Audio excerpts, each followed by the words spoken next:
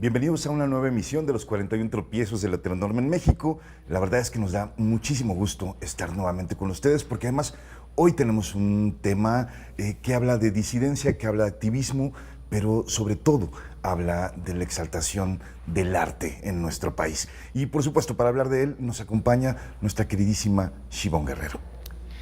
Pues muchas gracias por estar otra vez con nosotros, con nosotras.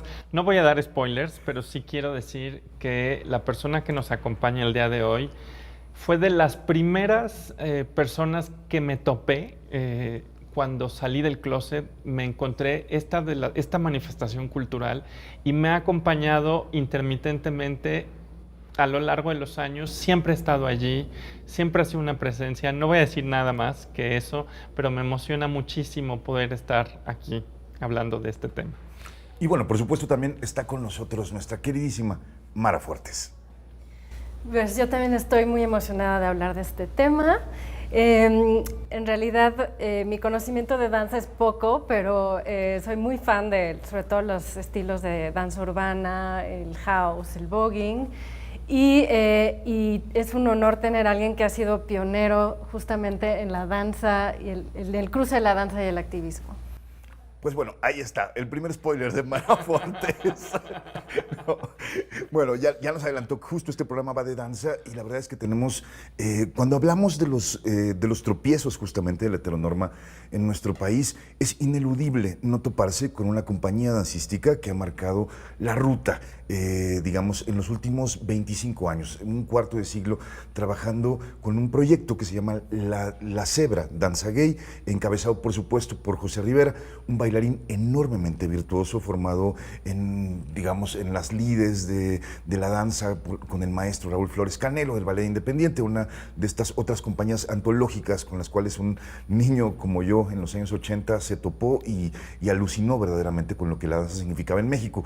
Coreografías tan notables como Arcoíris Mambo, como la danza del mal amor, y una que a mí me impactó profundamente a mediados de los años 90, que es Yo no soy Pancho Villa ni me gusta el fútbol, preceden un corpus de trabajo larguísimo, donde sí, justamente como lo decía Mara, el activismo se cruza evidentemente con la creación escénica y puede hablar de temas tan potentes como la prostitución, como el VIH, como la visibilidad de la comunidad trans, etcétera, etcétera, etcétera. Ya él nos hablará mucho más de ello. Y él es, por supuesto, José Rivera. José, bienvenido a este programa. Gracias por la invitación. Es un gusto estar aquí nuevamente con TV UNAM. Pues aquí está José Rivera. Y para arrancar esta conversación, a nosotros nos encantaría saber cómo arranca el proyecto en el año 96. ¿De dónde viene la creación de la Zebra Danza Gay? Nací en San Luis Potosí, una ciudad ultraconservadora, con una tradición católica muy profunda, y desde niño yo tenía muy presente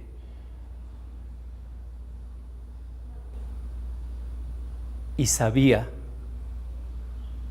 que era diferente. Se me notaba que era un niño diferente. Era un niño muy delicado, muy afeminado, que jugaba a las muñecas. Por esta razón, había mucha agresión en la calle, en la escuela, en la casa. Y mi madre no sabía qué hacer con esto. A veces ella me defendía, pero otras veces me decía, ¿sabes qué, Pepito? No queremos que te molesten más. Haz todo lo que quieras, juega a todo lo que quieras, pero encerrado en el último cuarto. Entonces, pasé gran parte de mi infancia solo encerrado en aquella habitación.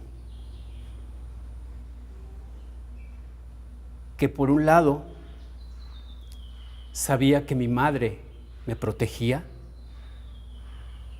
pero por otro lado también estaba totalmente aislado de todo, y era una sensación que tenía dos caras. Cuando llegué a la Ciudad de México en 1987, por un lado sentía que había llegado a un paraíso y que por fin había dejado aquel lugar que tanto detestaba y que había llenado mi corazón de odio por la discriminación y el rechazo tan fuerte que sufrí cuando era niño. Los bailarines de la compañía a la que llegué, que era el Ballet Independiente, fundado por Raúl Flores Canelo, tenían muy asumida su homosexualidad, había mucha festividad en la compañía, empecé a recorrer todos los bares gays que había en ese momento en la ciudad, me sentía muy feliz, pero también por otro lado, sabía que había algo que no estaba tan bien. Había un gran problema con la pandemia del VIH y mucha gente se estaba muriendo, por un lado. Por otro lado, cuando llegué también, de pronto, un día nos enteramos que uno de los primeros bailarines de Ballet Teatro del Espacio fue asesinado en su casa por alguien que conoció en el taller. Y de pronto un día estaba yo en el taller también y hay una redada. Y una de las personas que estaba a mi lado avienta un frasco de medicamento a mis pies y me llevan al Torito. Wow. Claro, él no quería que se lo llevaran a él y aventó el frasco para que me llevaran a mí. Y fue terrible. Entonces yo decía, sí llegué a un paraíso,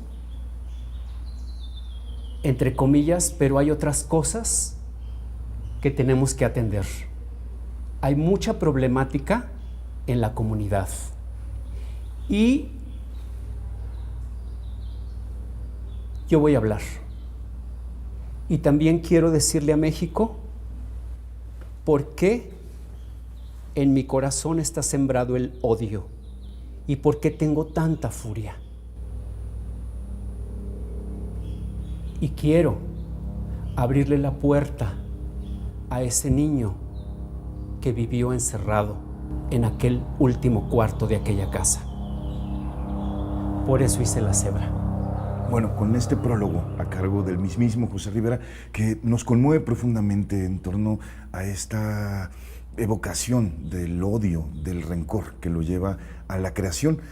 Nos vamos a ver precisamente una cápsula en torno a la Cebra Danza Gay, a lo que significa, a lo que ha representado social, cultural, políticamente, artísticamente para nuestro país. Y estamos aquí desde el Instituto Italiano de Cultura transmitiendo los 41 tropiezos del heteronorma en México. Regresamos.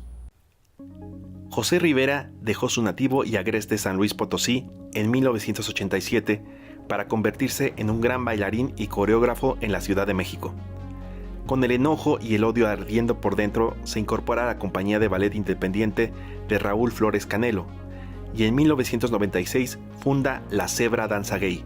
Dejando atrás la homofobia potosina, se enfrenta en el DF a la pandemia del VIH-Sida, la homofobia del mundo del ballet y de la danza, y decide echar mano de su enojo, su talento y sus vivencias para coreografiar y dirigir varios espectáculos de danza contemporánea con temas LGBTTIQ, como Danza del Mar Amor en 1990 y con el apoyo de Carlos Monsiváis, Antes que amanezca. Muchísimo gusto estar aquí. Creo que uno debe celebrar siempre un grupo de danza pudoroso, reticente, tímido, a nombre de todos los audaces, ambiciosos, libidinosos y provocadores de las butacas, de veras un gran aplauso. Por el que recibe el Premio Nacional de Danza, llevando su obra al máximo escenario nacional, el Palacio de Bellas Artes. La Cebra Danza Gay nace como una compañía de danza contemporánea compuesta exclusivamente por hombres homosexuales, quienes interpretaban todos los roles, poniendo en duda la heteronorma que todavía ahora impera en el mundo de la danza, donde los roles de género juegan un papel principal en el espectáculo. La Zebra Danza Gay rápidamente se convierte en un referente en el mundo de la danza, en un refugio para los bailarines que no son escogidos por las otras compañías por ser muy afeminados, y en un espectáculo central de la identidad homosexual mexicana. Es una de las compañías fundadoras del Festival de Danza Gay y una pieza central de la Semana Cultural Gay de Chema Covarrubias en el Museo Universitario del Chopo. La Zebra Danza Gay cumple 26 años llevando su propuesta escénica a nuevos territorios dentro de la República Mexicana, donde todavía no existe oferta cultural LGBTTIQ, ampliando su elenco para incluir otras identidades sexodivergentes y conquistando nuevos escenarios como los reclusorios. El enojo que fue el motor original de José y de la Zebra se ha transformado, y aunque sigue existiendo, sobre todo ante la violencia homosexual y transexual que la comunidad vive a diario en todo el país, también se ha convertido en un espíritu de solidaridad y hermandad entre la comunidad.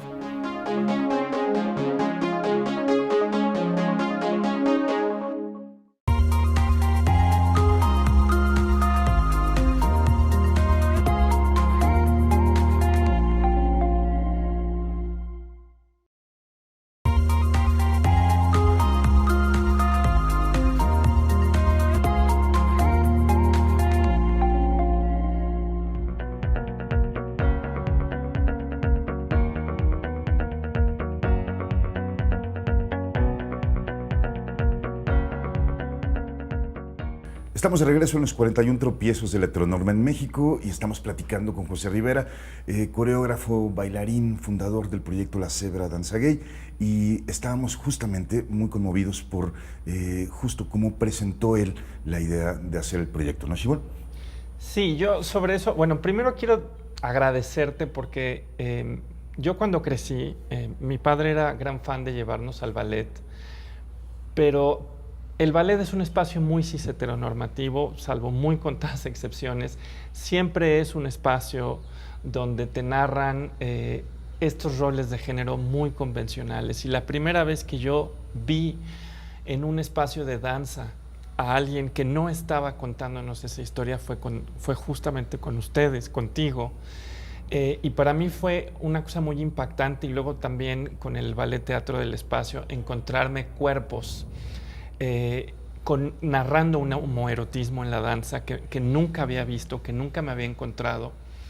Y eso te lo quiero agradecer, pero también quiero comentar con respecto a esto que nos decías de la furia, porque en efecto es una emoción bien potente, la furia de sentir y de crecer fuera digamos, de lo normal, de lo aceptado, pero yo por lo menos recuerdo cómo transformaste eso en una potencia corporal, dancística, muy intensa, donde a mí, por ejemplo, eso me conmovía. Yo ahora sí que no tengo palabras porque no sé nada de danza, me pasa lo mismo que a Mara, pero sí veo que esa furia la tomaste y la llevaste a un espacio y fue sublimada de una manera potentísima para decir, podemos crear algo bello con nuestras historias, ¿no? Y bueno, eso te lo quiero agradecer, pero también te quería un poco preguntar, ¿cómo llevas esa furia, por ejemplo, a la danza, la sublimas y creas algo tan potente?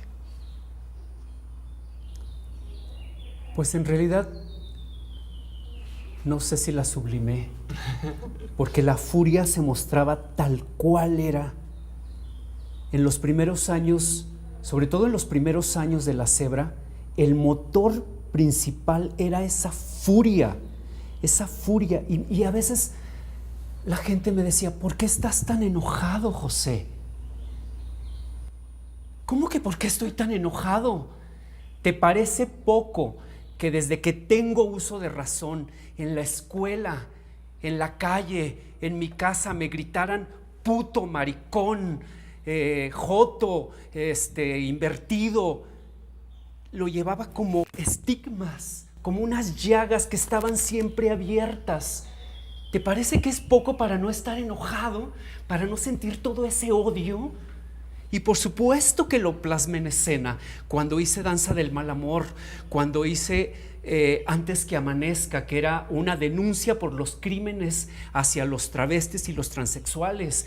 Cuando hice de prostitución y lentejuelas, que también era una denuncia por esta hipocresía de la iglesia, esta doble moral en la que yo crecí en aquel pueblo tan horrendo. Y mi principal deseo, mi deseo más grande todos los días de mi vida desde que tenía uso de razón era: quiero tener 18 años para irme de este infierno. ¿Te parece que no voy a estar enojado? No estoy enojado, estoy furioso. Y se me ve cada que piso el escenario, cada que camino por la calle. Yo quería, cuando llegué a la Ciudad de México, que se me notara en todos lados que era puto. Y decía, sí, y a este puto lo van a venir a aplaudir a Bellas Artes, porque un día mi compañía se va a presentar en el foro más importante de este país, que es el Palacio de Bellas Artes, y a este puto lo van a venir a aplaudir con lo que hace. Y sí pasó, dicho sea de paso. Pasó muchas sí veces. Yo estuve ahí, alguna de ellas. A mí un poco lo que me llama la atención, José, de todo esto es la danza, digamos, y lo voy a decir de la forma más estereotipada. Bueno, tú lo dijiste en algún sentido, cuando tú llegas a Ballet Independiente te encuentras arropado por una comunidad homosexual, que es precisamente esta comunidad de bailarines en la cual tú te mueves, ¿no? Digo, y la gente, digamos, como relaciona la danza con la homosexualidad, pues, ¿no? Con el amaneramiento, con una tipificación del movimiento, a veces de manera peyorativa, etcétera, pues, ¿no? Que tienen los propios bailarines hombres, varones, pues, ¿no? Me refiero primordialmente. Estando en este espacio justamente de protección, ¿no? Como estabas en ese momento, digamos, a mí me llama mucho la atención cómo se genera la Zebra Danza Gay como una compañía abiertamente homosexual en un medio naturalmente homosexual, pues, ¿no? Y que nadie hubiera, digo, por supuesto que hay antecedentes, tú mismo lo has citado, el propio Flores Canelo hizo una coreografía para ti, Tragedia en Polanco, Marco Antonio Silva o Miguel Ángel Mancilla habían tocado en diversas coreografías, digamos, la homosexualidad en la escena dancística. Sin embargo, tú reivindicas completamente esa idea al formar la compañía y al generar una compañía que solo va a hablar de temas de diversidad sexual, cosa que me parece muy curiosa que ocurra ahora sí que hasta el año 96, teniendo todo este antecedente del mundo de la danza. ¿Por qué nadie lo había hecho antes en México? E internacionalmente tampoco. Bueno, no lo había hecho nadie en México porque pues México es un país, sí, con Juan Gabriel, que todo mundo le aplaudía a la loca, sí, pero porque Juan Gabriel era un ícono, pero era un fenómeno muy extraño Juan Gabriel, ¿no? O sea, iba la gente heterosexual. Siempre he creído que iban sí a disfrutar del gran cantante, del gran compositor, pero también un poco a reírse de la loca. ¿Sí? Pero ¿qué hubiera pasado si Juan Gabriel, ¿sí? O alguien como Juan Gabriel va caminando en la calle? ¿Le aplauden? No. Entonces, por esa razón nadie lo había hecho en México, porque también vivimos en un país machista, bueno, y en ese entonces todavía mucho más, de doble moral. Y porque además en la danza es curioso también este fenómeno, que todo está como muy estereotipado, ¿no? Los roles muy establecidos, como lo acabas de decir, incluso en la danza contemporánea, no nada más en el ballet. Y está lleno de maricones la danza, pero tienen que hacer duetos con las mujeres y haces como que es un dueto de amor. ¿Sí? Pero es una loca. El padre de... Sí, y hay pocos chicos heterosexuales. Ahora hay más, en ese tiempo muy pocos. Y entonces, pues sí, pero a la hora de la coreografía, que no se te note lo loca, que no se te tuerza la mano, porque pues es un dueto de amor con una chica. Entonces la chica y yo pues nos reíamos, ¿no? Porque pues hacíamos como que. Entonces, por esa razón también creo que nadie lo había hecho, pero yo desde que, con todo esto que ya conté, y al ver que la comunidad tenía tantos problemas, yo empecé a idear desde muy temprano el hacer una compañía integrada por puros varones para decir todo lo que yo quería decir, todo lo que José era o todo lo que José había vivido, y también para hablar de todas las problemáticas que yo, de las que yo me estaba dando cuenta en ese momento, sobre todo de los crímenes, del VIH, de la homofobia tan terrible y tan encarnizada que vivíamos en aquellos días. Y le dije un día a Raúl Flores Canelo: maestro, ¿qué cree? Yo voy a hacer una compañía integrada por puros varones, donde los varones hagan tanto los papeles femeninos como los papeles masculinos. Y me dijo: tú estás loco. Tú tienes problemas psicológicos, ¿eh? Yo creo que tendrías que ir a un psicólogo porque eso no es posible, eso no va a ser posible, José. Yo lo respetaba muchísimo porque aparte Raúl Flores Canelo, aparte de que era mi maestro, mi coreógrafo, era como mi padre adoptivo. Él me adoptó y estuve viviendo muchos años en su casa. Entonces, su palabra era... Bueno, y concibió algunas de las coreografías, digamos, más sofisticadas para ti. O sea, El Bailarín, que es uno, yo creo que los episodios coreográficos más importantes de finales del siglo pasado, pues no, está concebido para José Rivera, para un bailarín tan virtuoso como tú eras y eres todavía. Entonces yo guardé silencio porque lo respetaba muchísimo y dije, pues dirá lo que dirá el maestro, pero lo voy a hacer. Y entonces en 1990, mucho antes de fundar La Cebra, hice Danza del Mal Amor dentro del Ballet Independiente, pero Raúl Flores Canelo no hablaba de Danza del Mal Amor como una coreografía de temática gay.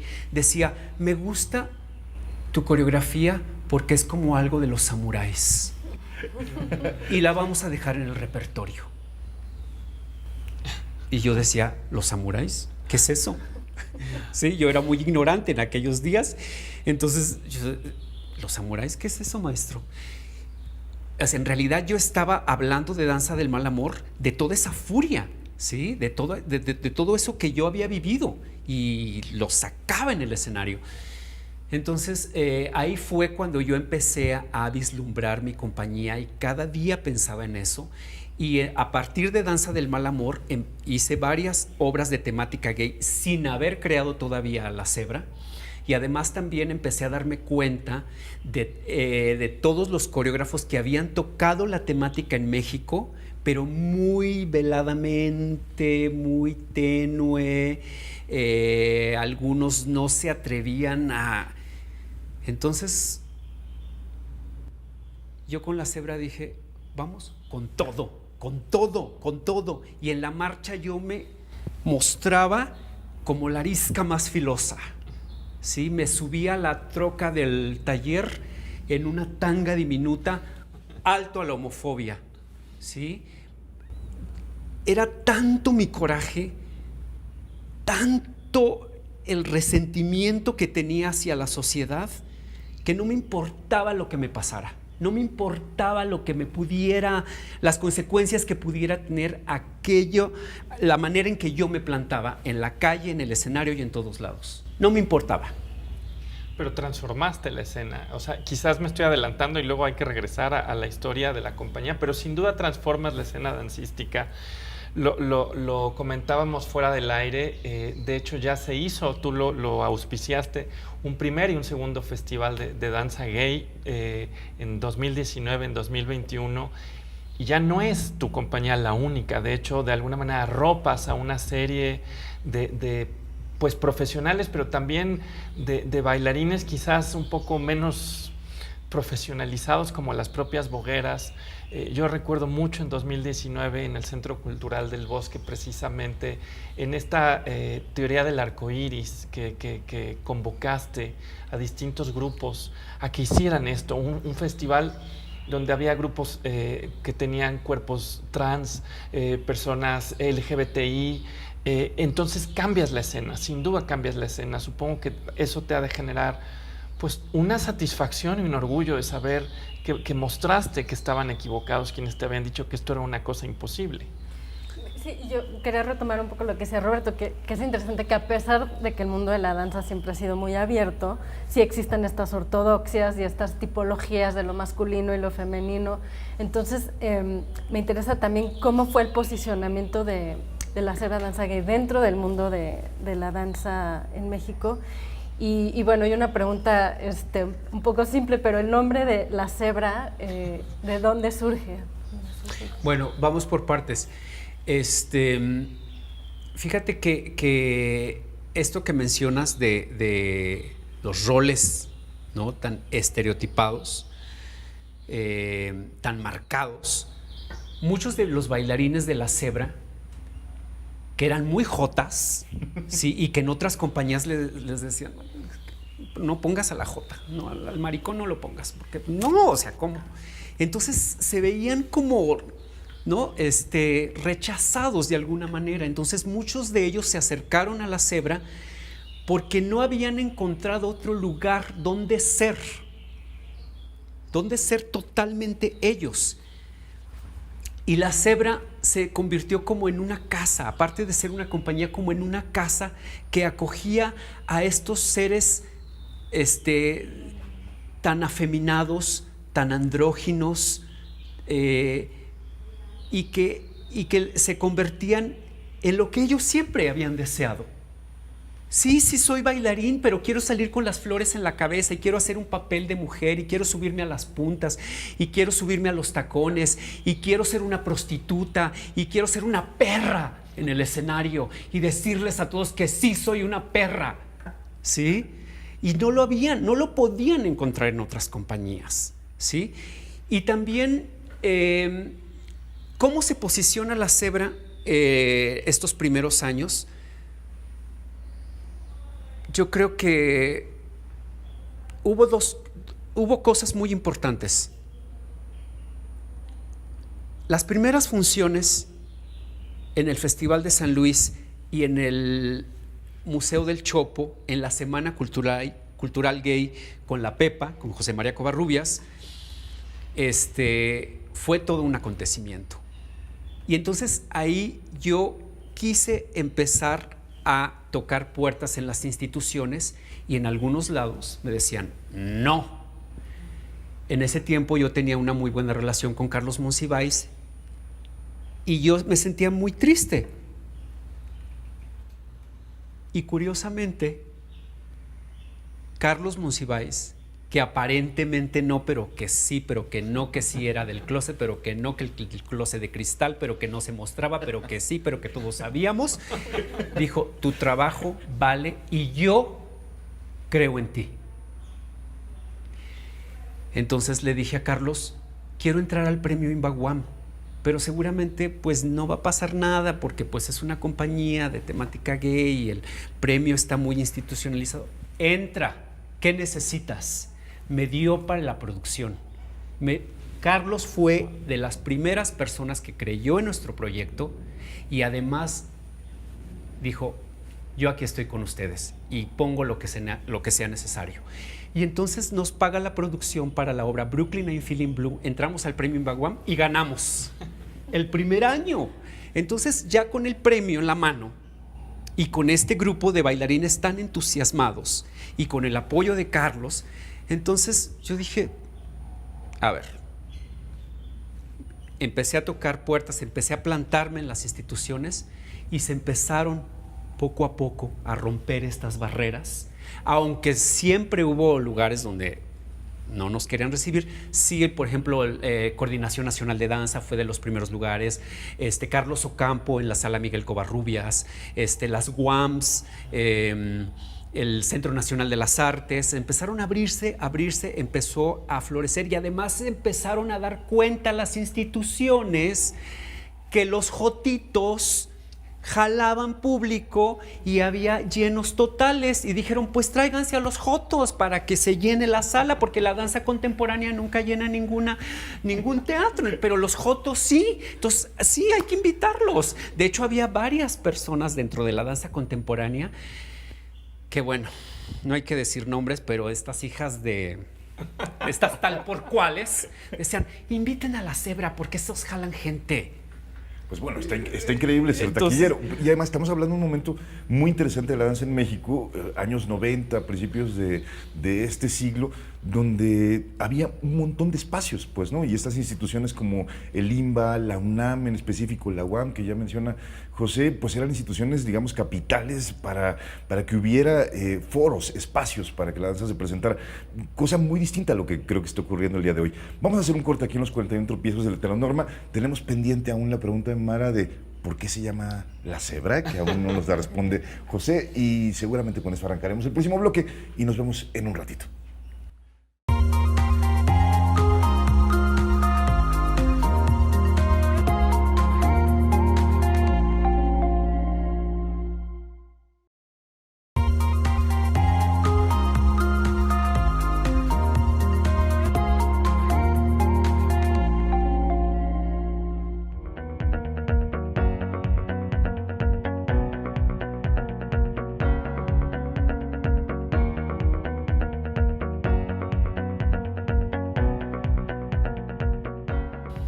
Estamos de regreso a los 41 tropiezos de la Heteronorma en México, platicando con José Rivera, director, fundador, coreógrafo, bailarín de la Cebra Danza Gay, y estábamos con la intriga de por qué la compañía se llama justamente La Cebra. Cuando era niño llegó un circo a San Luis Potosí, un circo de pueblo, y entonces de pronto en la pista del circo aparece este animal fantástico que yo nunca había visto en mi vida, una cebra. Y no podía dejar de verla. Era algo enigmático. Era un animal venido de otro planeta. Y cuando terminó la función, yo le dije a mi madre, llévame atrás del circo a ver a la cebra. Dice, no, ya vámonos.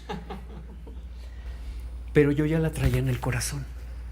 Y cuando llegamos a casa, en aquel último cuarto, me fui, agarré mi cuaderno, mis colores, y empecé a dibujar aquella cebra. Y me había fijado tan bien en todas sus rayas, en toda su textura, y lo dibujaba, y lo dibujaba, y lo dibujaba. Y cuando estaba yo buscando el nombre para la compañía, quería pues algo que tuviera que ver con el discurso, y además mi mejor amigo a mí me decía la cebra porque sabía esta historia. ¿Cómo no se va a llamar la cebra si las cebras son indomables? Y esa es la historia. Ay, es una historia hermosa. Y yo quiero recuperar una pregunta que te hacía en el bloque pasado con respecto a cómo ha cambiado la escena dancística, porque yo me supongo que quizás Ciudad de México se ha vuelto un lugar mucho más amable para danzas que tienen temáticas LGBTI, pero probablemente afuera de la ciudad esto no es el caso. ¿Cómo está el tema, digamos, de la apertura hoy y de los apoyos institucionales, digamos, a las danzas que celebran o reivindican la diversidad sexogenérica? Es otra época, y en muchas instituciones ahora se están haciendo pequeñas muestras o festivales que tienen que ver con la diversidad. En provincia también ya se están haciendo varias cosas, y la cebra, bueno, está más que posicionada en la Ciudad de México, y ahora lo que estamos haciendo es tratar de ir más a provincia. Estamos abriendo brecha ahora, ayudando en provincia. De hecho, también he estado dando varios cursos en provincia. Y bueno, apertura creo que la hay, y también hay muchos coreógrafos, con respecto a lo que decías del festival, con esta inquietud de mostrarse, ¿no? De mostrar su diferencia y su disidencia. Y el festival precisamente ha acogido, incluso aunque, como lo decías tú, que no sean 100% profesionales, pero el festival ha acogido no nada más danza contemporánea, sino danza en todas sus temáticas y todas sus vertientes, distintos géneros. Esto es lo que ha hecho el festival. Creo que diversidad dentro de la danza y dentro del tema hay mucha, y también las instituciones están colaborando con ello. Los apoyos, ahí sí ya es otra cosa. José, pero en ese sentido, pensaba, el discurso de la cebra, digamos, o sea, de este discurso de rabia, este discurso de furia, de ira, con el que arranca, de visibilizar, digamos, a comunidades, de resistencia en contra de la represión, de la discriminación, etcétera, que sin duda es algo que afortunadamente, digamos, ha cambiado en el país, hay legislación, etcétera, etcétera, pues no, es decir, seguimos siendo un país con una cantidad de crímenes de odio impensables, pero digamos, hay muchas cosas que han cambiado social y políticamente. ¿Ha cambiado también tu discurso como coreógrafo? ¿Ha cambiado tu discurso como creador, digamos, a partir de esto? ¿Se ha asimilado a algo, digamos, más tradicional? ¿Qué ha pasado? Definitivamente, bueno, tradicional nunca, pero definitivamente sí ha cambiado, porque, como dices tú, o sea, se luchó por algo muy específico, claro, junto a muchas otras personas, ¿no? Me acuerdo de Pepe Covarrubias, de Tito Vasconcelos, de Horacio Franco, que íbamos ahí, ¿no? Como leones, como panteras al frente de la marcha. Entonces, todo eso sirvió y están las pruebas muy palpables. Ha cambiado mucho. Tenemos voz y voto, tenemos lugares, tenemos los matrimonios, etcétera. Muchas cosas muy afortunadas. No hay redadas. No hay redadas. ¿No? Yo no volví a pisar el torito. No, es que suena poco, pero es muy significativo en realidad, ¿no? De hecho, los 90 ahorita, claro, o sea, parece que ha pasado un siglo, ¿no? Sí, Como, de hecho, fíjate que La Cebra hizo una temporada en los reclusorios. Wow. Específicamente para la comunidad gay, porque ya tienen su propio dormitorio, la comunidad gay, en cada uno de los reclusorios de la Ciudad de México. Tienen sus medicamentos retrovirales para la gente que vive con VIH. Entonces, fuimos a dar funciones a varios de los reclusorios para la comunidad gay. Al final hacíamos un pequeño debate, la gente se rompía. Fue impactante hablar con varios de los internos después de ver nuestra función. Entonces, digo, claro que ha cambiado muchísimo. Y el discurso de La Cebra, pues sí, por supuesto que ha cambiado. Ya no necesito estar, aunque me vean de pronto muy intenso,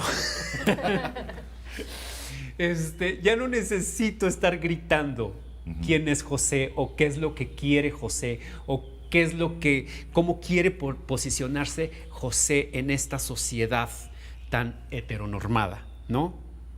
Ya soy el que soy, ¿sí? Mis discursos ahora son quizá a lo mejor pues más intimistas, más metafísicos, ¿sí? De hecho, yo soy otra persona, o sea, ahora paso mucho tiempo en mi casa y cocinando y paseando al perro, cosiendo, leyendo, no quiero ruido, quiero estar muy tranquilo. Y dices, ¿te cae que eso eres José?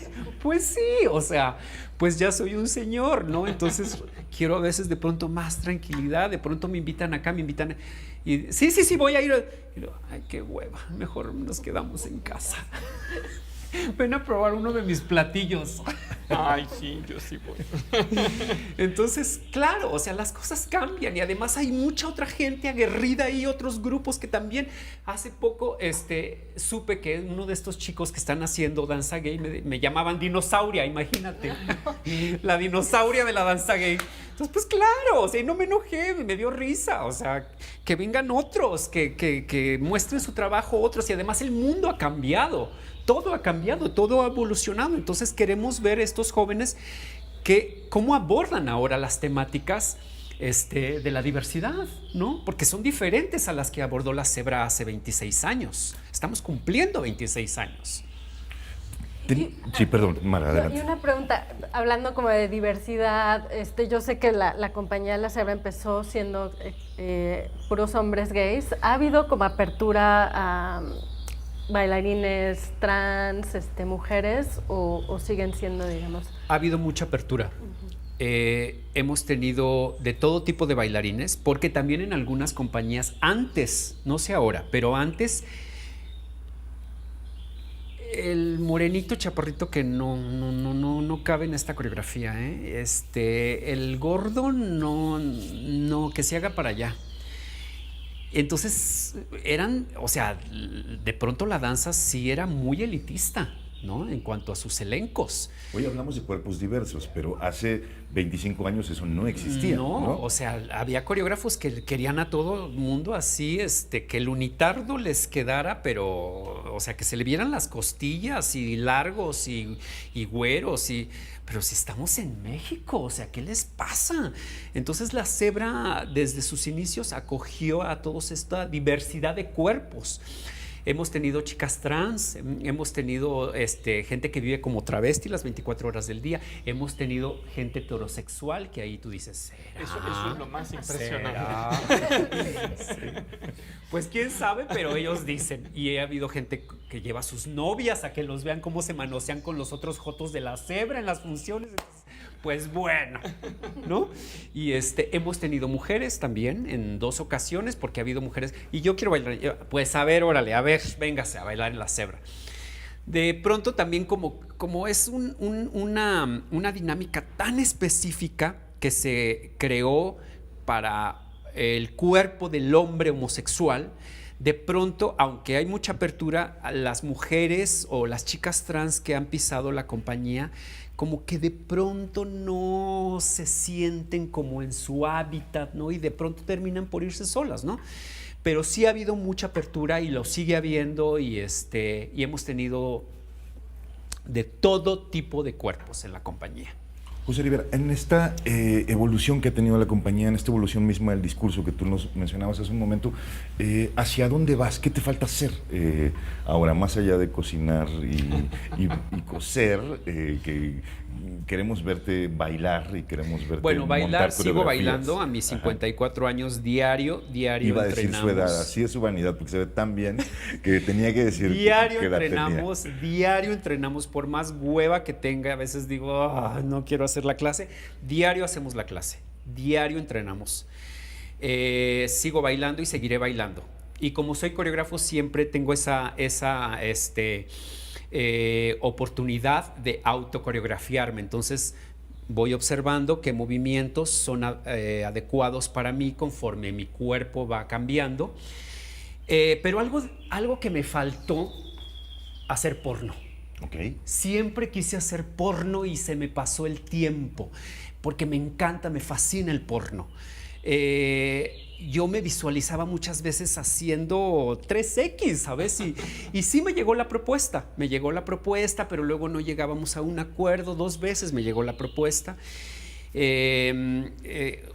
Con Ger del Diablo, había ahí unos coqueteos, pero no llegamos a nada. Después Tito Vasconcelos iba a dirigir una cosa, con Horacio Franco, conmigo y con otros, pero ahí no me gustó tanto porque ya no sé si se hizo o no, pero Horacio Franco iba a estar como fauno en un árbol tocando ahí con su tanga y yo ahí revolcándome con todos. Pues no, que le entre el Horacio Franco también, pues si no, qué chiste, oye, yo nomás ahí haciendo, pues, que se baje Horacio y que le entre. Entonces ya no llegamos a un acuerdo, ¿no? Entonces ya no sé si ese proyecto se llevó a cabo o no, pero bueno, entonces ahora, bueno, ya pasó el tiempo, se me pasó la edad. Digo, aunque he visto unos sugars haciendo porno que se ven riquísimos, pero bueno, ahora quizá lo sublime y lo haga en escena, ¿no? Con los bailarines, ¿por qué no? Sí, pero eso fue algo que hay como una cosa pendiente que se quedó, ¿no? José Rivera en el porno, pero bueno. José, conquistaste los espacios, es decir, llegaste finalmente a ese Bellas Artes donde soñabas que te aplaudieron, llegaste a los espacios más importantes de la danza en este país. Y quería volver justamente como esta idea de, ¿hay por qué seguir luchando en la agenda de la Zebra? ¿Hay causas todavía que reivindicar? Sí, porque la pandemia del SIDA no ha terminado. Ok. Sí, y es algo que siempre repito y que parezco disco rayado, pero no me importa. Se murieron muchísimos de mis amigos, ¿sí? Se murieron muchos bailarines de la Zebra, ¿sí? Aún en la Zebra ahora hay bailarines que viven con VIH, ¿sí? Y el SIDA nunca ha dejado de ser un estigma, ¿sí? Para todos nosotros. Entonces, y ahora está también esto de que si las mujeres trans son mujeres, que si no son mujeres, o sea, por favor, o sea, por supuesto que tenemos que seguir luchando, por supuesto que tenemos que seguir izando esa bandera cada que la cebra se presenta, aunque sus temáticas hayan cambiado. Tenemos mucho por qué seguir luchando. Sigue habiendo crímenes por homofobia en toda la República y en todo el planeta. Hay países donde sigue siendo un delito ser homosexual, ¿no? Entonces dices, ¿qué es esto? Pena de muerte, Con ¿no? pena de muerte. Entonces no, o sea, desde nuestra trinchera tenemos que seguir gritando y luchando y sumando voces y rompiendo barreras, porque nunca va a ser suficiente. Nunca va a ser suficiente. Hace poco estaba en San Luis Potosí, ¿sí? Y de pronto volteó a ver a unos chicos que iban en un carro y uno de ellos se baja del carro y me dice, ¿qué me ves, pinche puto? Pero así con un odio que quería matarme. Dice, San Luis Potosí no es un pueblo, es una ciudad, ¿no? Y tienen su marcha y todo, pues sí, a la luz del día en San Luis Potosí, en la plaza principal, ¿qué me ves, pinche puto? Así con ganas de matarme, ¿no? Entonces, pues claro que hay que seguir luchando. José, ¿cuál crees que sería, digamos, en términos de construcción de movimiento, en términos de experimentación formal, que tú has sido un gran experimentador formal a lo largo del tiempo, que te has apropiado, digamos, de la cultura popular para llevarla a la escena artística, pues, ¿no? Que te has apropiado del carnaval, te has apropiado de fiestas populares, te has apropiado de la vida del antro para llevarlo a escena. En términos de movimiento, ¿cuál crees que sea la aportación de la cebra a la cultura dancística nacional? Pues yo creo que precisamente pues todo esto de lo que he hablado, que como dices tú, ¿por qué no se había hecho una compañía de este tipo de temáticas, de este estilo, pues yo creo que ese es el poder de la cebra en la danza nacional, ¿no? Una vez una gran bailarina, una primera bailarina, me dice... Nombres. La maestra Irma Morales, Okay. que tú nunca te imaginarías que una persona como ella, primera bailarina de la Compañía Nacional de Danza con premios internacionales, me dice, tú y tu cebra siempre van a tener un lugar en la danza nacional por la diferencia.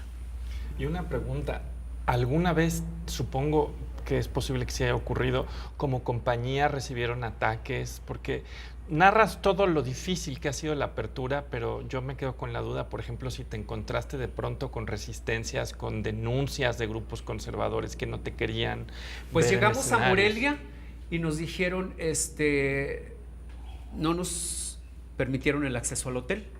Y estábamos afuera del hotel con las maletas y no sabíamos qué pasaba. Y no querían a la cebra en el hotel.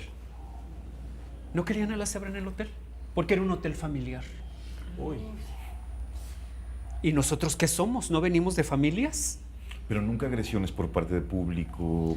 Fíjate que cuando pasé a la gran final del premio Imbaguam en el Palacio de Bellas Artes, Que era con el evento. el de la evento danza. dancístico Sí, del sí, país, sí. con Antes que Amanezca, que era una obra que hablaba específicamente de los asesinatos hacia los travestis y a los transexuales. Ahí sí se polarizó el público, nos gritaban de todo, otros estaban a nuestro favor, una rechifla, hubo cartas a la revista Tiempo Libre, que cómo era posible que las autoridades del Gran Palacio permitieran a estos putitos, ¿sí? Pisar el escenario más importante del país, que éramos dignos de un antro, del Blanquita, pero nunca de un palacio.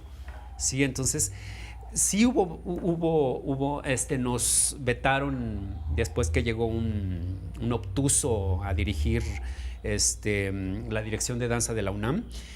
Nos vetaron durante los 6 años que estuvo, y así sucesivamente. Pero mira, siempre hay un recodo en el camino por el que nos hemos podido colar. Bueno, y el lado B, que sería, me imagino que también en el público habían niñitos que habían pasado su infancia en un cuarto oscuro y que por primera vez veían con Bueno, quién del cuarto identificar. oscuro de mi infancia me pasé a los otros cuartos oscuros. Y ahí sí me gustaba estar. Bueno, a ver, perdón. O sea, si recuerdas algún momento, algún encuentro con alguien en el público que justo se había identificado, o sea, a quien estos espectáculos también les abrieron camino. Mucha gente, así mucha gente. Hubo una vez una cosa muy conmovedora de un chico que quería salir del closet. Y la manera en que él pensaba que le iba a ayudar a salir del closet fue llevando a su madre a ver a la cebra. La madre se enamoró de la cebra y entonces fue un espacio que se abrió para que él pudiera decirle a su madre: mamá, soy gay. Después, esto yo no lo supe en ese momento. Años después me dijo: mi madre iba a venir conmigo a esta última temporada de La Cebra, pero falleció. Y le llevé los boletos a la tumba. ¿Sí? Y testimonios como este hubo muchos. Tengo, porque antes yo pedía que me dejaran algo escrito después de las funciones, y tengo así de testimonios, de cartas, de mails de gente que se identificaba, que decía: gracias por abrir esto, por darnos esto, porque tenemos un espacio con el que nos identificamos, con tu historia y con la historia de los otros bailarines y con esa obra. Y que, o sea, sí hubo muchísimo. Y eso también, más que los premios, más que los viajes, más que los reconocimientos institucionales, lo que más me reconforta es esto. ¿Sabes? El reconocimiento de los hombres homosexuales que se sintieron tocados por mi discurso, porque era lo que yo quería decir. Somos familia, eres mi hermana, eres mi hermano, y vamos juntos en este camino tan sinuoso, ¿sí? Tan escabroso. Vamos caminando juntos, tomémonos de las manos.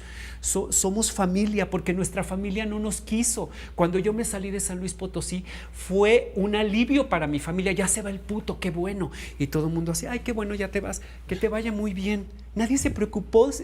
Yo no conocía la Ciudad de México, no sabía a dónde iba a llegar, no traía un peso. Y a mi familia no le importó. Lo que les importaba era que me fuera, que el hijo incómodo, el maricón, se fuera para siempre de ahí.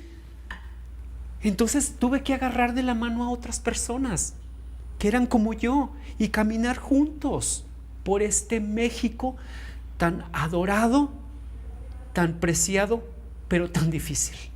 Pues con este último recuerdo de solidaridad entre personas que podemos comunicarnos y que podemos encontrarnos, despedimos a nuestro querido José Rivera con esta intensidad y con esta pasión que queda como testimonio, que justo por eso queríamos hacer este programa, pensando que La Cebra es un tropiezo de esa lamentable heteronorma en la que hemos vivido, y que afortunadamente es un tropiezo que se ha logrado saltar y que hoy tal vez las cosas puedan ser distintas. Muchísimas gracias por acompañarnos aquí en los 41 tropiezos de la heteronorma en México.